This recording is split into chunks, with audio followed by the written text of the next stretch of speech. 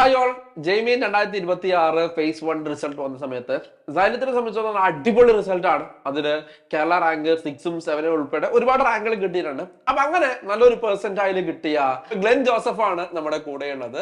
അപ്പൊ ഗ്ലെന്നിന്റെ പെർസെന്റേജ് എന്ന് പറഞ്ഞാൽ എത്ര പോലെ 99.68. ഓക്കെ, അപ്പൊ 99.68 കിട്ടിയ ഒരു കുട്ടിയാണ്. അടുത്ത അഡ്വാൻസ് പ്രിപ്പറേഷനൊക്കെ മുന്നോട്ടേക്ക് പോകുന്ന കുട്ടിയാണ്. അപ്പൊ സ്വാഭാവികമായിട്ടും ഗ്ലെന്നിന്റെ പ്രിപ്പറേഷൻ സ്ട്രാറ്റജീസ് കാര്യങ്ങളൊക്കെ നമുക്ക് അറിയേണ്ടതുണ്ട്. നമ്മുടെ പ്രിപ്പറേഷനെ തീർച്ചയായിട്ടും അത് സഹായിക്കും. അപ്പൊ അതിനു വേണ്ടിയിട്ടാണ് ഞാൻ ഗ്ലെനിന് കൂട്ടി ഇന്ന് വന്നിരിക്കുന്നത്. Okay, hi Glen. Yes, okay. അപ്പോ ഗ്ലെന്നിന് എത്രയായിരുന്നു മാർക്ക് കിട്ടി? 198 അല്ല, ഏതായിരുന്നു day shift? 24 second shift. 24 second shift. അപ്പൊ ആ ഷിഫ്റ്റില് ഏതായിരുന്നു സിമ്പിൾ ക്വസ്റ്റ്യൻ? ഏത് സിമ്പിൾ പേപ്പർ? ഫിസിക്സ് ആണോ, കെമിസ്ട്രി ആണോ, മാത്സ് ആണോ? ഏതായിരുന്നു? ഫിസിക്സ് ആയിരുന്നു മോസ്റ്റ് ഈസിയസ്റ്റ്. കെമിസ്ട്രിയും മാത്സും ലെങ്തി ആയിരുന്നു. കെമിസ്ട്രി പൊതുവെ ലെങ്തി ആവാറില്ല, പക്ഷെ അന്ന് ലെങ്തി ആയിപ്പോയി. ഓക്കെ, മാത്സ് സാധാരണ പോലെ തന്നെ ആസ് യൂഷ്വൽ. ഓക്കെ, അപ്പോൾ നമ്മൾ ഈ പറഞ്ഞ തന്നെ ഫസ്റ്റ് തന്നെ കെമിസ്ട്രി അല്ല എക്സാമിനേഷൻ ഹോളിൽ കയറിയപ്പോൾ കെമിസ്ട്രി ലെങ്തി ആയി കണ്ടപ്പോൾ എന്തെങ്കിലുമൊക്കെ ടെൻഷൻ അടിച്ചു പോയോ? ഇല്ല, അത് നമ്മൾ ചെയ്തു വരുമ്പോഴാണ്. അപ്പൊ നമുക്ക് ലാസ്റ്റ് ന്യൂമറിക്കൽസിലേക്ക് വരുമ്പോഴാണ് കുറെ കാൽക്കുലേഷനും അങ്ങനെ വരുന്നത്. അങ്ങനെ വരുമ്പോൾ കൂടുതൽ കാൽക്കുലേഷൻ വരുന്നത് വരുമ്പോൾ അത് സ്കിപ്പ് ചെയ്ത് നെക്സ്റ്റിലേക്ക് പോയി. ഓക്കെ, പിന്നെ മാത്സ് കണ്ടപ്പോൾ പേടിച്ചു പോയിട്ടുണ്ടായിരുന്നു? ഇല്ല, പ്രതീക്ഷ പോലെ തന്നെയാണ്. ഓക്കെ, അതായത് മുമ്പ് കണ്ട ക്വസ്റ്റ്യൻസ് ആണോ ചോദിച്ചത്? അതെ, മുമ്പ് കണ്ട സ്റ്റൈല് അതൊക്കെ തന്നെയായിരുന്നു. അപ്പൊ അതിന് മുൻ പ്രിപ്പയർ ചെയ്ത മെറ്റീരിയൽസും കാര്യങ്ങളൊക്കെ ഏതാണെന്ന്? മോസ്റ്റ്ലി PYQs, പിന്നെ നമ്മളെ പുതിയ ക്വസ്റ്റ്യൻസ് എക്സാംസിലായിട്ട് വന്നിട്ടുണ്ട്. മോക്ക് എക്സാംസിൽ അങ്ങനെ ചെയ്തിട്ടുണ്ട്. PYQ ബേസ്ഡും മോഡിഫൈഡ് ക്വസ്റ്റ്യൻസും അതൊക്കെ തന്നെയാണ്. DPP കഴിഞ്ഞാൽ പിന്നെ പ്രധാനമായി പഠിച്ചത് ഏതാണ്? PYQs തന്നെയാണ് പ്രധാനമായിട്ടും പഠിച്ചത് അല്ലെ. രണ്ട് കാര്യങ്ങളാണ് മോന്റെ ഷിഫ്റ്റിലുള്ളത്. ഒന്ന്, സാധാരണഗതിയിൽ ലെങ്തി ആവാത്ത കെമിസ്ട്രി എന്തായി ലെങ്തി ആയി. മാത്സ് യൂഷ്വൽ എന്താണ് ലെങ്തി ആണ്, പക്ഷെ നല്ല ഉഷാറായിട്ട് എക്സാം എഴുതി എന്നാണ് നമ്മൾ പറഞ്ഞു വരുന്നത്. ഓക്കെ, അപ്പൊ അതിനുതകുന്ന രീതിയിലുള്ള പ്രിപ്പറേഷൻ തന്നെയായിരുന്നോ, അല്ലെങ്കിൽ ട്രെയിനിങ് തന്നെ ആയിരുന്നോ സാറിൽ നിന്ന് കിട്ടിയെന്നാണ് എന്റെ ചോദ്യം. അതെ, നമ്മൾ കുറെ മോക്ക് എക്സാംസ് എഴുതുമ്പോൾ നമുക്ക് ഡിഫറെന്റ് രീതിയിലുള്ള എങ്ങനെയൊക്കെ പേപ്പർ വരാം. കെമിസ്ട്രി ടഫായിട്ട് വന്നിട്ടുണ്ട്, മാത്സ് ടഫായിട്ട് വന്നിട്ടുണ്ട്, 2 സബ്ജക്ട്സ് ടഫായിട്ട് വന്നിട്ടുണ്ട്. അങ്ങനെയൊക്കെ സിറ്റുവേഷൻസ് നമ്മൾ മുമ്പ് കണ്ടിട്ടുണ്ട്. അപ്പൊ അത്ര വലിയ കുഴപ്പമുണ്ടായിരുന്നില്ല. ഓക്കെ, അപ്പൊ സ്വാഭാവികമായിട്ടും എല്ലാതരം സിറ്റുവേഷനും കണ്ടിട്ടുണ്ട് അല്ലെ. ആ രീതിയിലേക്ക് നമുക്ക് എത്തിക്കാൻ വേണ്ടിയിട്ടുള്ള ട്രെയിനിങ് ഇവിടെ കിട്ടിയിട്ടുണ്ട്. ഓക്കെ, അത് തീർച്ചയായിട്ടും ഹെൽപ്ഫുൾ ആയിട്ടുണ്ട്. അപ്പൊ എനിവേ, അടുത്തെന്ന് വെച്ച് കഴിഞ്ഞാൽ ഇപ്പൊ നമ്മുടെ ഫേസ് 1 റിസൾട്ട് എക്സാം കഴിഞ്ഞതിന് ശേഷം അല്ലെങ്കിൽ റെസ്പോൺസ് ഷീറ്റ് വന്നതിന് ശേഷം കുട്ടികൾ പലരും പറഞ്ഞ ചില കാര്യങ്ങൾ ഉണ്ടായിരുന്നു. ഒന്നാമത്തെ കാര്യം എന്ന് പറഞ്ഞാൽ, ചില ക്വസ്റ്റ്യൻസ് എക്സാമിനേഷൻ ഹാളിൽ നിന്ന് എനിക്ക് കിട്ടിയില്ല, പക്ഷെ വീട്ടിലെത്തിയപ്പോൾ കിട്ടി. ഇനി ചില ക്വസ്റ്റ്യൻസ് ഞാൻ കണ്ടിട്ടേ ഇല്ല, റെസ്പോൺസ് ഷീറ്റ് കിട്ടിയപ്പോഴാണ് ഞാൻ ആ ക്വസ്റ്റ്യൻസ് എന്താക്കുന്നത് കാണുന്നത്. അപ്പൊ അങ്ങനെ സിറ്റുവേഷൻ ഗ്ലെന്നിന് ഉണ്ടായിരുന്നു? ഇല്ല, അങ്ങനെ ക്വസ്റ്റ്യൻസ് പ്രശ്നം ഉണ്ടായിരുന്നില്ല. ഓക്കെ, അപ്പൊ നമുക്ക് ഗ്ലെന്നിനെ പോലെ മറ്റു കുട്ടികൾക്ക് അങ്ങനെ ചെയ്യാൻ വേണ്ടിയിട്ട് എന്താണ് അതിന്റെ നിർദ്ദേശം കൊടുക്കേണ്ടത്?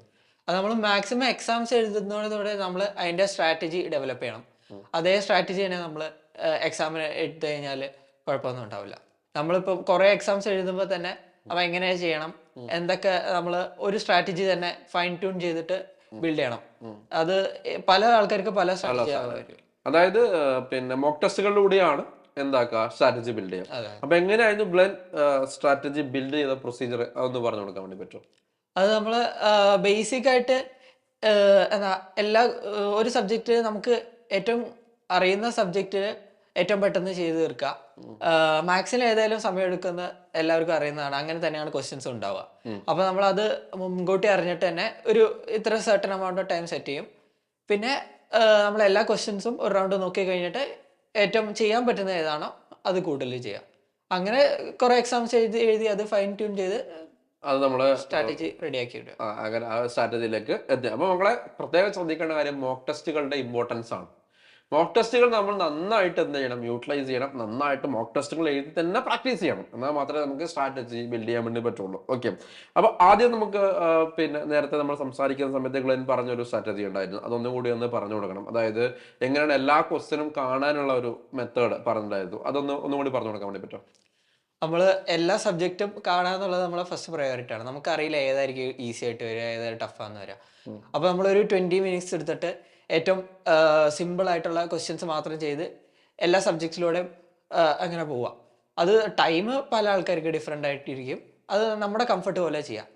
ഫസ്റ്റ് തന്നെ എല്ലാ ക്വസ്റ്റ്യൻസ് കണ്ടു എന്ന് ഉറപ്പ് വരുത്തിയിട്ട് പിന്നെ ഏറ്റവും എളുപ്പമായിട്ടുള്ള ഏതാണ് തോന്നി അത് ചെയ്യാൻ തുടങ്ങാം. അങ്ങനെ കൂടുതൽ ലെങ്ത് ആയിട്ട് തോന്നുകയാണെങ്കിൽ അത് സ്കിപ്പ് ചെയ്യുക, എന്നിട്ട് സമയം ഉണ്ടെങ്കിൽ തിരിച്ചു വരിക. ഓക്കെ. അപ്പൊ അങ്ങനെ നമ്മൾ പ്രാക്ടീസ് ചെയ്ത് കഴിഞ്ഞാൽ നമുക്ക് മാക്സിമം ക്വസ്റ്റ്യൻസിലേക്ക് നമുക്ക് എന്ത് ചെയ്യാൻ വേണ്ടി പറ്റും, എത്താൻ വേണ്ടി പറ്റും. അത് ഒറിജിനൽ ജയ്ക്ക് പോയിട്ടല്ല നമ്മൾ പ്രാക്ടീസ് ചെയ്യേണ്ടത്, നമ്മൾ മോക്ക് ടെസ്റ്റിലൂടെയാണ് പ്രാക്ടീസ് ചെയ്യേണ്ടത്. ഓക്കെ. ഇനി അടുത്തത് കുട്ടികളെ സംബന്ധിച്ചോളം മറ്റൊരു സംശയം ഉണ്ടാവുക, നമ്മൾ തിയറി പഠിച്ചിരിക്കണോ, അതായത് തിയറി പഠിച്ചിരിക്കണോ അല്ല പ്രോബ്ലംസ് ചെയ്യണോ. കാരണം നമ്മൾ പറയാറുണ്ട് NCERT is A Bible of entrance, അപ്പൊ NCERT വായിച്ചിരിക്കണം, അങ്ങനെയൊക്കെ സംശയം ഉണ്ടായിരുന്നു. അപ്പൊ ആ ഒരു സ്ട്രാറ്റജി എന്തായിരുന്നു? അത് നമ്മൾ ഫസ്റ്റ് ഫുള്ള് റൗണ്ട് തിയറി എല്ലാം കറക്റ്റായിട്ട് പഠിക്കണം. അതിപ്പോൾ NCERT തന്നെ കൂടെ കവർ ചെയ്തിട്ട് അതിനെ സപ്പോർട്ടിംഗ് ആയിട്ട് ക്വസ്റ്റ്യൻസ് ചെയ്ത് പോവാം. പിന്നെ നമ്മൾ അടുത്ത തിയറി ഫുള്ള് കവർ ചെയ്ത് കഴിയുമ്പോൾ ഒരു റിവിഷൻ ഒക്കെ ആകുമ്പോൾ നമ്മൾ മൊത്തം ക്വസ്റ്റ്യൻസ് ആണ് ചെയ്യേണ്ടത്. ക്വസ്റ്റ്യനിൽ തന്നെ ഡൗട്ട് വരുമ്പോൾ തിയറി വേണേൽ റെഫർ ചെയ്യാം. ഇപ്പൊ നമ്മൾ phase 2 അല്ലെങ്കിൽ അഡ്വാൻസിലേക്ക് പോകുന്ന കുട്ടികളെ സംബന്ധിച്ചിടത്തോളം എങ്ങനെയാണ്? തിയറി അത്യാവശ്യം അറിയുന്നതാണെങ്കിൽ ഫുള്ള് ക്വസ്റ്റ്യൻസ് തന്നെ ചെയ്യാം. ഡൗട്ടുള്ള പാർട്സ് മാത്രം റെഫർ ചെയ്യാം. അതായത് പരമാവധി ഒരു തിയറി സെറ്റ് ആക്കിയതിനു ശേഷം മാക്സിമം ക്വസ്റ്റ്യൻസ് നമ്മൾ എന്ത് ചെയ്യുക, വർക്ക്ഔട്ട് ചെയ്യുക. അതിനുശേഷം എന്തെങ്കിലും സ്റ്റക്ക് ആവുന്നതിനും ബാക്ക് ടു തിയറി അല്ലെ. അപ്പൊ അതിലിപ്പോ നമ്മുടെ ഇനോർഗാനിക് കെമിസ്ട്രി ഒരു തിയറി ക്രിട്ടിക്കൽ ടോപ്പിക്കാണ്. അപ്പൊ ആ ടോപ്പിക്കുകൾക്കും ഇങ്ങനെ പിന്നെ എങ്ങനെയാണ് പഠിക്കേണ്ടത്? ക്വസ്റ്റ്യൻസിലൂടെയാണോ, അതായത് ഒബ്ജക്റ്റീവ് ക്വസ്റ്റ്യൻസിലൂടെയാണോ, എങ്ങനെയാണ് പഠിക്കേണ്ടത്? അത് നമുക്ക് ഇനോർഗാനിക് കെമിസ്ട്രി കുറെ മെമ്മറി ബേസ്ഡ് ആണ്, അതാണ് ചോദിച്ചത്. അപ്പൊ അത് നമ്മൾ കൺസിക്യൂട്ടീവ് ആയിട്ട് കൂടുതൽ കണ്ടുകൊണ്ടിരുന്നു കഴിഞ്ഞാൽ തന്നെ നമ്മളെ മനസ്സിലേക്ക് അത് തന്നെ വരും. അപ്പൊ നമ്മൾ ഒരു റൗണ്ട് തിയറി മൊത്തം മനസ്സിലാക്കി കഴിഞ്ഞിട്ട് പിന്നെ അതിന്റെ ക്വസ്റ്റ്യൻസ് കണ്ടിന്യൂസ് ആയിട്ട് ചെയ്തുകൊണ്ടിരുന്നു കഴിഞ്ഞാൽ തന്നെ അത് നമ്മുടെ മനസ്സിൽ വന്നുകൊണ്ടിരിക്കും. അങ്ങനെ കൂടുതലായിട്ട് കണ്ടു കഴിഞ്ഞാൽ തന്നെ നമുക്ക് തന്നെ അത് മനസ്സിലേക്ക് മെമ്മറിയിലേക്ക് വരും. അതായത് അതിനുവേണ്ടി നമ്മൾ NCERT ക്രാക്കറും കാര്യങ്ങളൊക്കെ പ്രൊവൈഡ് ചെയ്യുന്നുണ്ട് അല്ലെ. അതൊക്കെ യൂസ് ചെയ്തിട്ട് നമുക്ക് എന്ത് ചെയ്യാൻ വേണ്ടി പറ്റും, ചെയ്യാൻ വേണ്ടിയിട്ട് പറ്റും. അപ്പൊ ഇത്രയും നമുക്ക് സ്ട്രാറ്റജിയും കാര്യങ്ങളൊക്കെ പറഞ്ഞു. അപ്പൊ നമുക്ക് ഇനി കുറച്ച് പിന്നെ ചോദിക്കാനുള്ളതെന്ന് വെച്ച് കഴിഞ്ഞാല് മുൻ ചെയ്ത് PYQs ആണെന്ന് പറഞ്ഞു അല്ലെ. ഒരേ PYQ തന്നെ റിപ്പീറ്റ് ചെയ്യലാണോ, എങ്ങനെയാണ്? മാക്സിമം ഒരു റൗണ്ട് ഫുള്ള് കംപ്ലീറ്റ് ചെയ്യാം.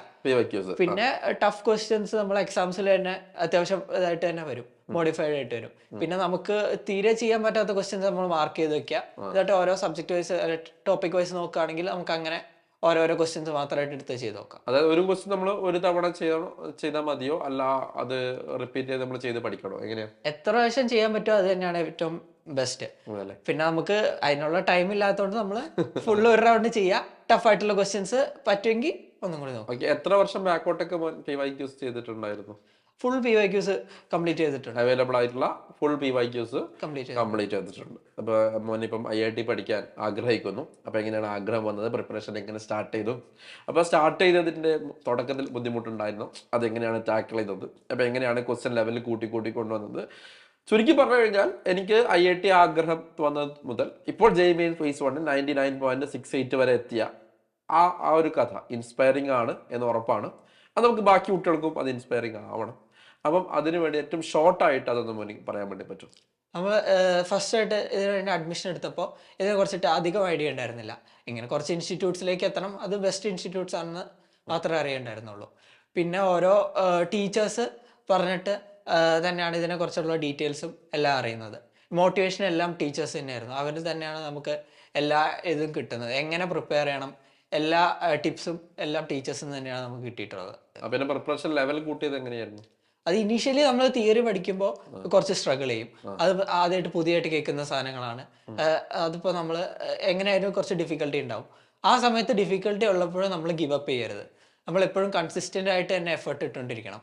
ആദ്യം നമ്മൾ റിസൾട്ട് ഒന്നും കാണില്ല, നമ്മുടെ എക്സാമിന് മാർക്ക് കുറവായിരിക്കും. പക്ഷേ നമ്മൾ ഫുള്ള് തിയറി കവർ ചെയ്ത് കഴിഞ്ഞ് ക്വസ്റ്റ്യൻസ് ചെയ്ത് തുടങ്ങി പിന്നെ എക്സാംസ് എഴുതുമ്പോഴാണ് മാർക്കുകൾ വന്നു തുടങ്ങുള്ളൂ. യെസ്. അപ്പൊ എക്സാമിന് മാർക്ക് കുറഞ്ഞ സിറ്റുവേഷൻസ് എന്തായാലും ഉണ്ടായിരുന്നു. അപ്പൊ ആ സമയത്ത് എങ്ങനെയാണ് അതിനെ ഓവർകം ചെയ്തത്? അത് ഇപ്പോൾ അത് നമ്മൾ ടീച്ചേഴ്സ് തന്നെ പറയുന്നുണ്ട്. സ്റ്റാർട്ടിങ്ങിൽ നമ്മൾ എഫക്റ്റ് എടുത്താലും ചിലപ്പോൾ അത് മാർക്കിൽ റിഫ്ലക്റ്റ് ചെയ്യില്ല.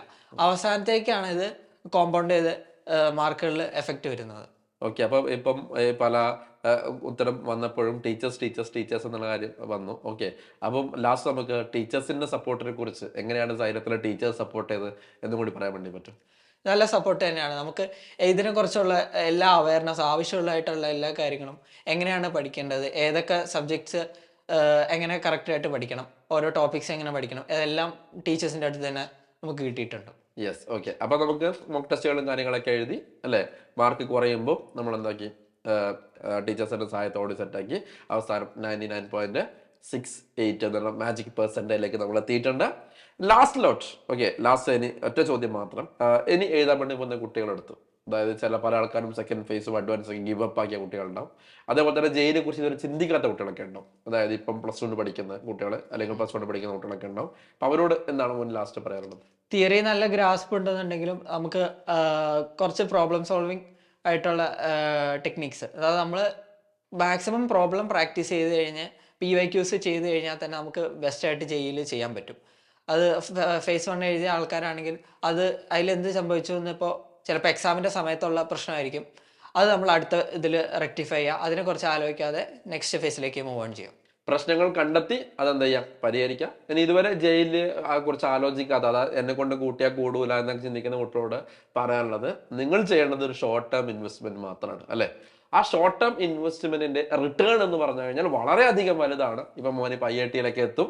അപ്പൊ IIT-യിലേക്ക് എത്തി കിട്ടാൻ പോകുന്ന എക്സ്പോഷർ, അവിടുന്ന് കിട്ടാൻ വേണ്ടി പോകുന്ന കണക്ഷൻസ്, പിന്നീട് കിട്ടാൻ വേണ്ടി പോകുന്ന ജോലി, 4 വർഷത്തെ ക്യാമ്പസ് ലൈഫ് ഒക്കെ അടിപൊളിയാണ്. അപ്പൊ ആ ഷോർട്ട് ടേം നിങ്ങൾ ഇൻവെസ്റ്റ് ചെയ്യാൻ വേണ്ടി റെഡി ആവുക. ലോങ് ടേം നിങ്ങൾ സക്സസിലേക്ക് എത്തുക. ഓൾ ദ ബെസ്റ്റ്, അല്ലെ? Thank you Glenn.